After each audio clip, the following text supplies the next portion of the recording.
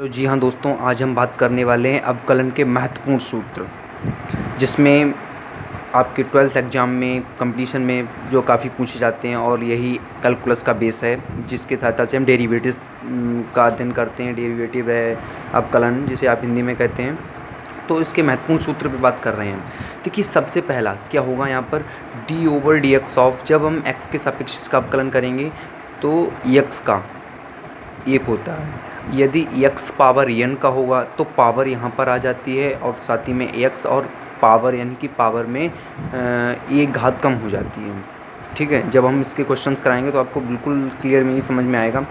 सबसे महत्वपूर्ण सूत्र जो कि है d/dx of x power a की पावर x, तो इसका अवकलन होगा a power x log a base e। ये भी जो कि बहुत ही इम्पोर्टेंट सूत्र है, आपका काफ़ी उपयोग में आता है। और ये हाँ, कंपटीशन में ये भी काफ़ी पूछा जाता है कि x पावर x का अवकलन। देखिए, x पावर x का अवकलन x पावर x ब्रैकेट में 1 प्लस लॉग x, ये है। ठीक है, आगे बढ़ते हैं हम। तो यहाँ पर देखेंगे कि d/dx of log x base e, इसका अवकलन काफ़ी सिंपल होता है 1/x। log x का अवकलन 1/x, लेकिन याद रखना है बेस जो है आपका e ही होना चाहिए। अगले सूत्र पर हम बात करते हैं d/dx ऑफ e की पावर x का अवकलन e की पावर x ही होता है। अगर कांस्टेंट हो, d/dx ऑफ कांस्टेंट जब हम निकालेंगे तो यहाँ पर हम देखेंगे कि उसका 0 होता है, कांस्टेंट का 0 होता है। अगर कांस्टेंट अगर किसी के गुणा में होता है, उसके बाद में ही कोई फंक्शन लिखा होता है, तो कांस्टेंट को हम बाहर निकाल लेते हैं। जैसे d/dx ऑफ k/x, तो यहाँ पर k को हम बाहर निकाल लेंगे, फिर x का अवकलन 1 कर देंगे, जैसा कि ऊपर आपको बताया गया है। कांस्टेंट को फंक्शन में जब होता है तो उसे हम बाहर निकाल लेते हैं। ओके, यहाँ तक क्लियर होगा।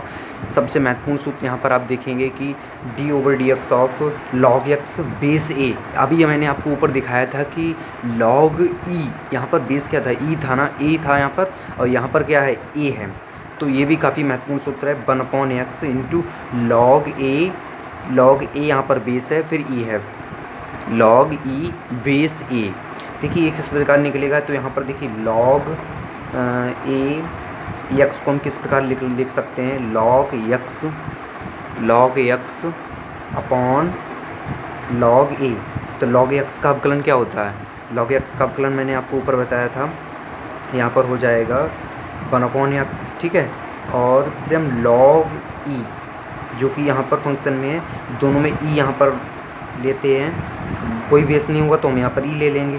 तो यहाँ पे आप देख रहे हैं कि log, ये तो इसका तो अवकलन कर दिया, जहाँ पे ये अपनी कांस्टेंट क्वांटिटी है। कांस्टेंट क्वांटिटी को मैंने आपको बताया था कि बाहर ले लेते हैं।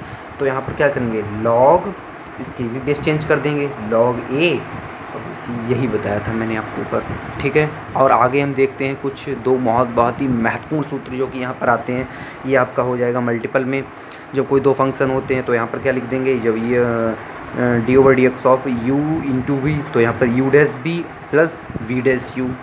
जब आपका क्वेश्चन 2 लगाते हैं, ठीक है, तो u/b होता है। तो सबसे पहले याद रखना है कि जो आपका डिनोमिनेटर है, यहाँ पर क्या करेंगे, उसका स्क्वायर कर देते हैं, फिर u' माइनस v', यहाँ पर ये माइनस है, ध्यान रखना माइनस है। तो उम्मीद करता हूँ ये वीडियो आप लोगों को बहुत अच्छी लगी होगी। अगर अच्छी लगती है तो इसे सब्सक्राइब करें एंड शेयर करें। और हाँ, अगली बार में, ये पार्ट 1 था हमारा, पार्ट 2 में हम क्या करेंगे, पार्ट 2 में हम ये करेंगे कि ट्रिग्नोमेट्री क्वेश्चन, ट्रिग्नोमेट्री के जो फंक्शंस होते हैं उनका अवकलन हम सीखेंगे। ठीक है, ओके, बाय।